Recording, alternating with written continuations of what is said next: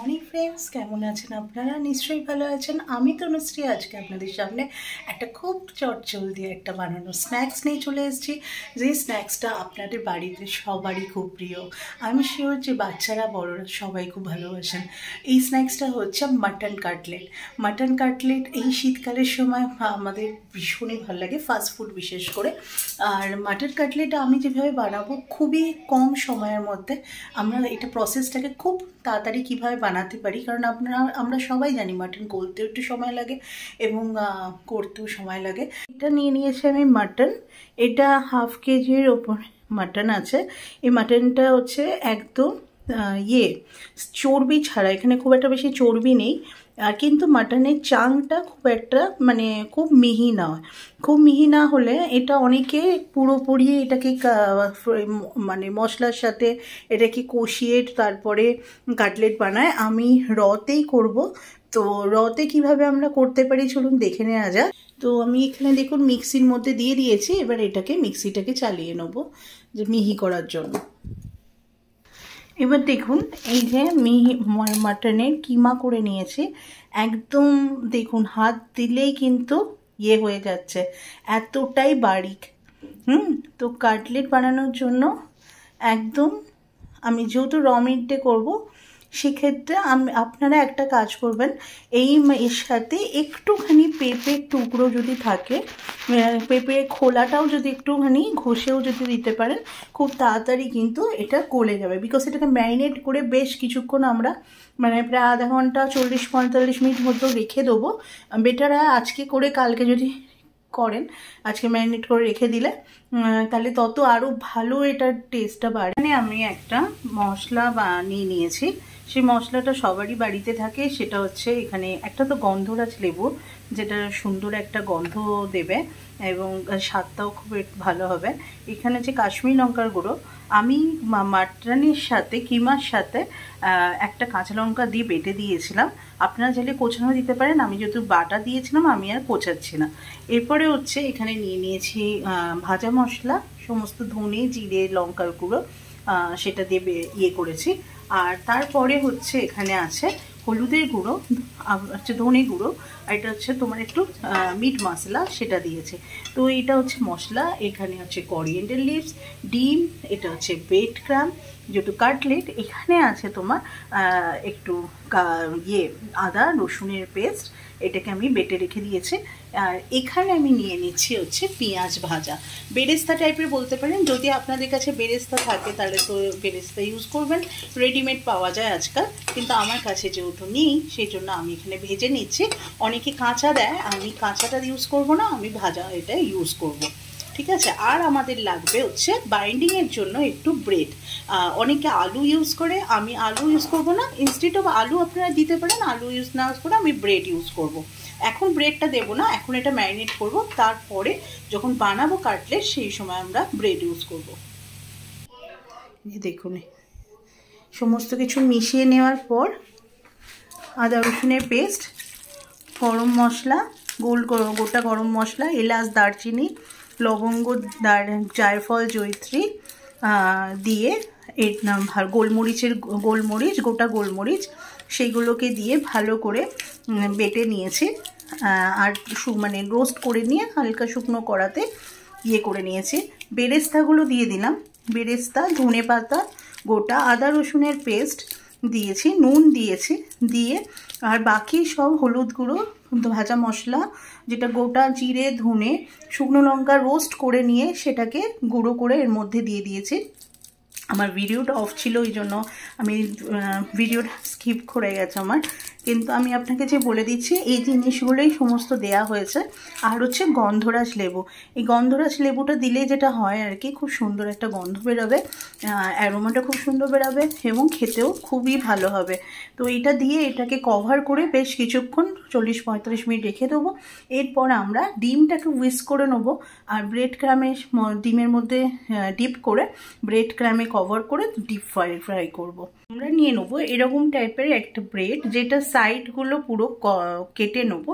তারপরে এরকমভাবে ব্রেড বদলে আপনারা আলুও নিতে পারেন, অনেকে আলু দিয়ে করে, আমি আলু দিয়ে করছি না, ব্রেড দিয়ে করছি। তো এরকমভাবে হালকা হাতে একটু জলের মধ্যে দিয়ে জাস্ট হুইস্ক করে নেবো, নিয়ে এটাকে ওর সাথে মিক্স করে দেবো। এটা যেটা করবে সে বাইন্ডিংয়ের কাজ করবে। ওগুলোকে ভালো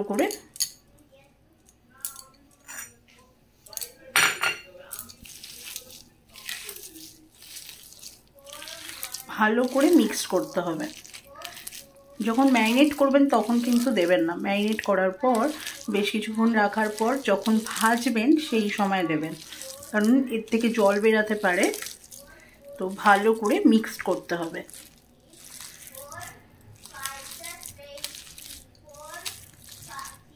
প্রতিটা কিমার সাথে একদম সুন্দর করে মিশে যেতে হবে। আর কি সুন্দর পেঁয়াজে বেরেস্তার একটা গন্ধ বেরাচ্ছে, গন্ধরাজ লেবুর গন্ধ বেরাচ্ছে সব মিলিয়ে, এবং গোলমরিচ, ফ্রেশ গোলমরিচের একদম একটা গন্ধ, ঠিক যেমন কাবাবে অ্যাকচুয়ালি যেগুলো যায় না সেই ইনগ্রিডিয়েন্টসগুলোই এখানে আছে। আপনারা এটাকে শুধুই তেলের মধ্যে শ্যালো ফ্রাই করে মানে ব্রেড ক্রামে না দিয়েও করতে পারেন। তো দেখুন 1 ঘন্টার উপরে আমি ম্যারিনেট করে রেখে দিয়েছিলাম সমস্ত মশলা দিয়ে। আর এইটার মানে যেহেতু একটু গন্ধরাজ লেবু দিয়েছিলাম, তো সুতরাং এত সুন্দর গন্ধ অ্যারোমা বেরোচ্ছে ফ্রেশ গরম মশলার। তো এটা ম্যারিনেট হয়ে গেছে আর এতটাই সফট একদম। আচ্ছা, এটা তো বাইন্ডিংয়ের জন্য আমি ব্রেড ইউজ করেছিলাম। আর এর সাথে নিয়েছি এখানে ফ্যাটানো 3টে ডিম নিয়েছি। 3টে ডিমের মধ্যে দিয়েছি একটু লাল লঙ্কার গুঁড়ো আর একটু নুন। আপনারা চাইলে গোলমরিচ অ্যাড করতে পারেন, আমি যেহেতু এটাতে অনেকটা দিয়েছি তার জন্য অ্যাড করলাম না। আর এখানে নিয়েছি ব্রেড ক্রাম। ব্রেড ক্রামটা যদি না থাকে আপনাদের বাড়িতে, তাহলে আপনাদের বাড়িতে যদি টোস্ট থাকে সেই টোস্টটাকেও কিন্তু মিক্সিতে জাস্ট খুব বেশি মিহি করবেন না, 1-2 বার ঘোরালেই কিন্তু এরকম ব্রেড ক্রাম আপনারা পেয়ে যেতে পারেন। এবার দেখুন আমরা কী করে এটাকে কাটলেটের শেপে দিচ্ছি।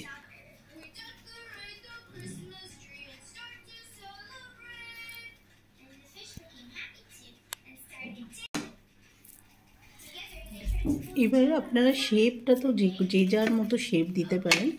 আমি এখানে একটা আমার মতো যেরকম আপনারা শেপ দিতে পারেন। এবার এটাকে আমি যেটা করব সেটা হচ্ছে এই ডিমটাকে যে গুলিয়ে নিয়েছি এটার মধ্যে দিয়ে এবার এই ব্রেড ক্রামের মধ্যে আমরা রাইট হ্যান্ডটা দিয়ে এটাকে প্রেস করবো, আর লেফট হ্যান্ডটা দিয়ে ড্রাই ব্রেড ক্রামটা ওপর দিয়ে দেবো, যাতে এইটার মধ্যে স্টিকি ব্যাপারটা না থাকে এবং এটা সুন্দর কোট হয়ে যায়। ঠিক আছে, লেফট হ্যান্ডটা দিয়ে আপনারা ব্রেড ক্রামটা লাগাবেন, রাইট হ্যান্ডে ডিমের মধ্যে দিয়ে টানবেন।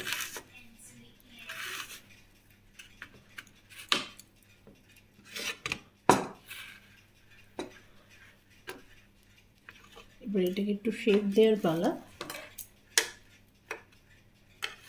ট্রায়াঙ্গেল মামা করবে।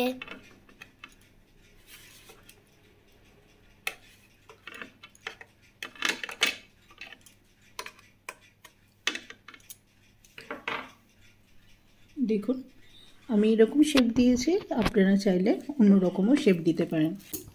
তেলটা বেশ গরম হলে, খুব বেশি গরম না, মিডিয়াম গরম হলে, খুব বেশি গরম হলে পুড়ে যাবে। এবার আমরা তেলের মধ্যে ফ্রাই করে নেব।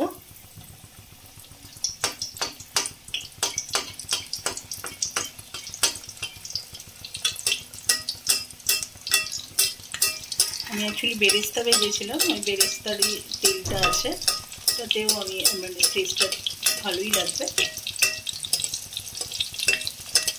হালকা হাতে গ্যাস কিন্তু খুব কম আছে দেবেন, কারণ নাহলে ওপরটা হয়ে যাবে, ভেতরটা কিন্তু, কারণ এটা মাটন কাটলেট অবভিয়াসলি সেখানে স্টেক টাইম, তো এই জন্য স্লো আছে এটাকে ফুটে দিন। এইগুলো ভালো কাজ।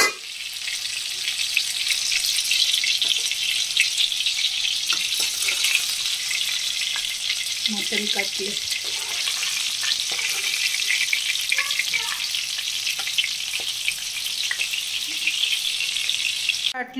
একদম ক্রিস্পি বাইরে থেকে, ডিলিশিয়াস। আর তার সাথে এরকম স্যালাডের সাথে গরম গরম সার্ভ করুন উইথ সস বা মেয়োনিজ, যেটা দিয়ে আপনারা পছন্দ করেন। এরকম শীতের সময় গরম সেই মাটন কাটলেট বাড়িতে বসেই আপনারা বানিয়ে নিতে পারেন। যদি ভালো লাগে আমার রেসিপি তাহলে অবশ্যই লাইক করুন, কমেন্ট করুন, সাবস্ক্রাইব করুন। দেখা হবে নতুন একটা রেসিপি নিয়ে।